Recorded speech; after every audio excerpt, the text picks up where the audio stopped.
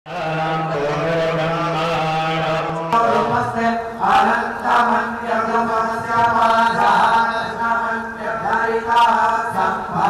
माँ इंद्राक्षी, जय अम्बे। इंद्राक्षी धाम में दर्शकों आप सभी का हम हार्दिक स्वागत करते हैं। आज पापा कुंशा एकादशी है। यह एकादशी पापों का शमन करने वाली होती है, पुण्य का उदय करने वाली मानी गई है। इस एकादशी में हमें विशेष प्रकार से मंत्र साधना और विशेष कोई न कोई दान अवश्य करना चाहिए। सारी जानकारी इस अंक में आपको देंगे। आइए पहले आज का पंचांग देखें। 3 अक्टूबर सन 2025 दिन शुक्रवार, संवत 2082, आश्विन मास शुक्ल पक्ष, तिथि एकादशी, नक्षत्र श्रवण, राहु काल 10:30 से 12, दिशा शूल पश्चिम दिशा। और जो ये स्वर्ण नक्षत्र है ये 9:50 के आसपास तक है प्रातःकाल। उसके बाद फिर नक्षत्र बदल जाएगा। अब देखिएगा, एकादशी साल भर की जो एकादशी होती हैं वो सभी अपने आप में महत्वपूर्ण होती हैं, लेकिन कुछ एकादशियाँ ऐसी होती हैं जो अपने आप में बहुत ही स्वयं सिद्ध मुहूर्त भी रखती हैं, है ना। आपने साल भर में हमारे जो घर के परिवार के सदस्य हैं या हम लोग हैं, जो भी एकादशी का व्रत रखते हैं वो इस महात्म्य को अच्छे से जानते ही जानते हैं। अब देखो, पापा कुंशा एकादशी, जिसके नाम से ही पता लगता है कि पापों का शमन करने वाली, जो साधक आज के दिन भगवान श्री हरि का चिंतन करता, आज के दिन भगवान श्री हरि के 108 नाम जपता या गजेंद्र मोक्ष पढ़ता, विष्णु सहस्त्र नाम सभी लोग नहीं कई बार पढ़ पाते हैं संस्कृत की वजह से, या वो नहीं किसी वजह से पढ़ पाते हैं, तो कम से कम आप सुनिएगा तो ज़रूर।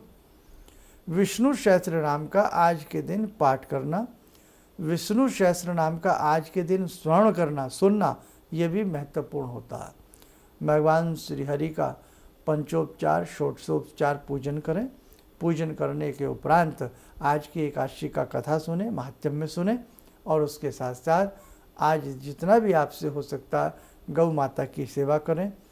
कहीं भी साधु संतों में जाकर के हम फल बाँटें, या जो भी हमसे हो सकता है हम एक अच्छी सेवा का भाव लेकर के जावें और अच्छी ही सेवा कर करके आवें। जिन साधकों के घर के आसपास कोई तीर्थ क्षेत्र हैं, वहाँ तीर्थ क्षेत्र में जाकर के साधु संतों की सेवा करना, यज्ञ के लिए सामग्री ले जाना, यज्ञ के लिए समिधा ले जाना अपने आप में बहुत महत्वपूर्ण होता है। और दूसरी बात एक और, जिन साधकों के आसपास कोई सरोवर हैं, नदियां हैं, पवित्र क्षेत्र हैं, तो वहाँ जाकर के स्नान करना, पवित्र क्षेत्र के दर्शन करना। जिन साधकों के आसपास पीपल के पेड़ हैं, बट के पेड़ हैं, बड़ वृक्ष हैं, उनके नीचे बैठ कर के आज के दिन श्री हरि के किसी भी मंत्र का जाप करना।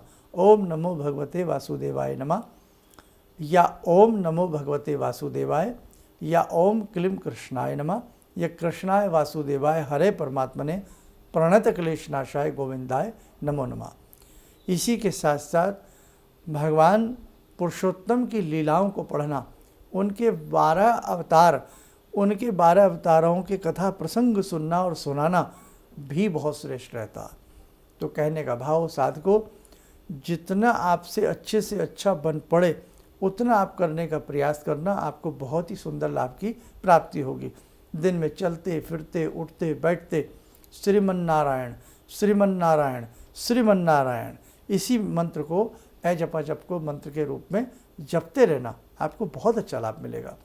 और एक बात और कहें, आगे शरद पूर्णिमा आ रही है। आज एकादशी है, पूर्णिमा शरद पूर्णिमा है।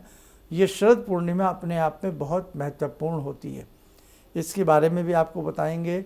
इसमें हमें क्या करना चाहिए। एक स्पेशल प्रकार की खीर बनाई जाती है। कहीं कहीं एस्थमेटिक जो पेशेंट होते हैं उनके लिए भी विशेष प्रकार की खीर बनती है, जिसमें जो चिड़चिटा होता है ना, अपामार्ग पुटकंडा जिसे कहते हैं, उसके बीजों को निकाल करके बनाई जाती है। कहीं कहीं विशेष प्रकार के और अनुष्ठान कराए जाते हैं। लेकिन हम तो यही कहेंगे, शरद पूर्णिमा की रात्रि में आप चांदी की रोशनी में एक विशेष प्रकार की खीर बना करके रखें। वो आपको सारा उसका विशेषांक बना देंगे 1-2 दिन में। वो आप देख करके करिएगा। बच्चों की मेधा शक्ति के लिए, बच्चों के अच्छे सुंदर दिमाग के लिए वो खीर बहुत ही चमत्कारिक रूप से कार्य करती है। हमने लास्ट ईयर भी उसके बारे में आपको बताया था। और बहुत सारी चीज़ें हम आपको इसमें ज़रूर बताने का प्रयास करेंगे। आइए समय और आज की ध्यान साधना का जुड़ते हैं भगवान श्री मन नारायण श्री पुरुषोत्तम से। ॐ करारविन्दे न पदारविन्दं मुखारविन्दे विनिवेशयन्तं वटस्य पत्रस्य पुटे शयनं बालामुकुन्दं मनसा स्मरामि बालामुकुन्दं मनसा स्मरामि कस्तूरीतिलकं ललाटपटले वक्षस्थले कौस्तुभं नासाग्रे वरमौक्तिकं करतले वेणुकरे कङ्कणं सर्वाङ्गे हरिचन्दनं सुललितं कण्ठे च मुक्तावले गोपास्ति परिवेष्टितो विजयते गोपालचूडामणि शान्ताकारं भुजगशयनं पद्मनाभं सुरेशं विश्वाधारं गगनसदृशं मेघवर्णं शुभांगं लक्ष्मीकान्तं कमलनयनं योगवृद्ध्यानगम्यं वन्दे विष्णुं भवभयहरं सर्वलोकैकनाथं। कवच बना लें, ध्यान करें, श्री पुरुषोत्तम का श्रीमन नारायण का शुभ आशीष हम सबके ऊपर बरस रहा है।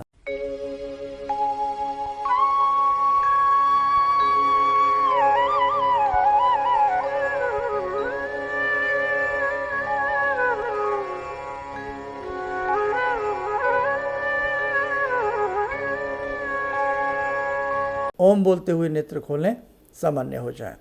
देखो साधकों, हमारे ऋषि मुनियों का चिंतन एक बहुत बड़ा रहा है, इसीलिए उन्होंने हमें समय समय पर इस प्रकार के पर्व, तिथियां, तीज के बारे के महत्व बताया और उनमें बताया कि हमें जीवन में इन तिथियों से, इन विशेष प्रकार की विशिष्ट एकादशियों से, साथ में आने वाले सभी तीज त्योहारों से सुंदर तरीके से जुड़े रहना चाहिए और अपने बच्चों को भी इन सब चीज़ों के बारे में समय समय पर हमें बताते रहना चाहिए।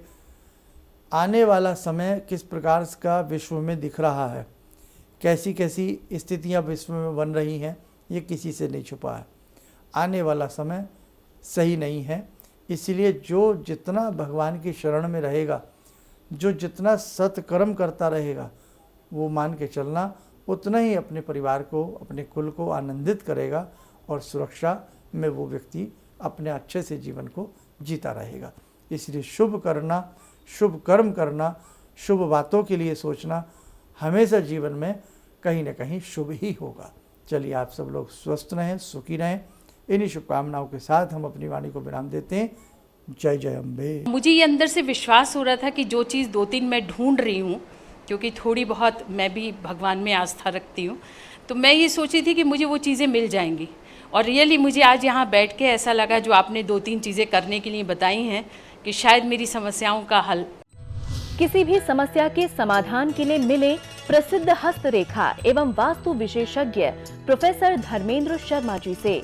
नोट: शिविर में भाग लेने हेतु एवं व्यक्तिगत रूप से मिलने के लिए कॉल करने का समय सुबह 10 बजे से शाम 6 बजे तक। हमारे विभिन्न ज्ञानवर्धक कार्यक्रम देखने के लिए आप हमें अभी सब्सक्राइब करें, बेल आइकन को प्रेस करें ताकि आप देख सकें हमारा कार्यक्रम सबसे पहले। और अधिक जानकारी के लिए फेसबुक पेज को लाइक करना न भूलें।